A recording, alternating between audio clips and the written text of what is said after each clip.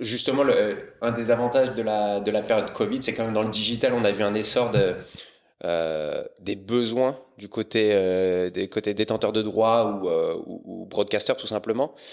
Qu'est-ce que vous avez fait, vous, côté ASO, qui t'a plu durant cette période? Comment vous avez réussi à être agile sur certains sujets? Est-ce que tu as des sujets en particulier que tu veux mettre en avant? Et au-delà d'ASO, est-ce que tu as vu des choses, toi, justement, qui t'ont beaucoup plu dans le domaine, dans l'industrie? Bienvenue sur Le Corner, podcast de l'agence La Source, dédié au sport et au digital. Nous, de notre côté, effectivement, la période Covid, elle a été inattendue et spéciale comme pour tout le monde. On a dû travailler en fait finalement encore plus sur la partie digitale parce que forcément, vu qu'on pouvait pas faire d'événements physiques, il a fallu trouver des pendants aussi digitaux.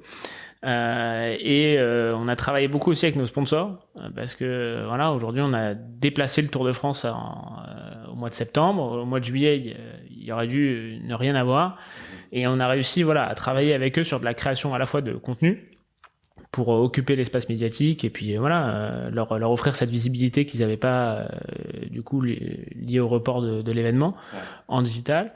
Et ça a été l'occasion pour nous vraiment d'accélérer aussi sur la partie e-sport et virtual sport, comme on l'appelle, sur la première édition d'un Tour de France virtuel avec Zwift, où ça s'est monté très vite. Les premières discussions ont eu lieu mi-avril, et puis le Tour de France virtuel a eu lieu sur les week-ends originels de juillet, des dates initiales du Tour, et qui a été un super succès pour nous. Et on a réussi à avoir un plateau de pros qui était génial. On avait une prod qui était super bonne. On avait des diffuseurs qui nous ont suivis, qui ont fait de la diffusion soit en linéaire, soit en OTT, mais avec des résultats qui étaient plutôt satisfaisants. Nous, sur nos plateformes propriétaires, on a eu des super audiences sur nos lives YouTube, en YouTube Première ou sur Facebook, où on a eu des audiences qui étaient hyper satisfaisantes.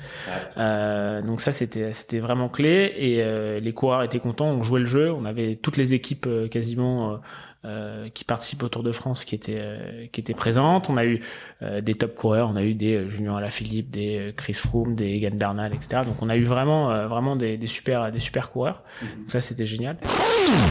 Le Corner.